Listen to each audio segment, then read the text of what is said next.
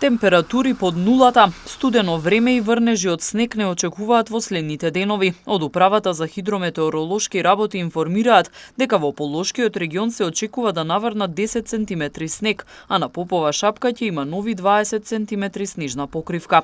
Се најавува и појава на засилен ветер од северен и северозападен правец. Студено ќе биде и во следните денови, а за време на викендот ќе преобладува облачно време со врнежи од снег во целава земја и ќе се формира и снежна покривка. Во Полошкиот регион снежната покривка може да достигне и околу 10 сантиметри. Температурите, како што кажав, ќе се задржат ниски, тие ќе бидат негативни како во утринските часови, така и во текот на денот.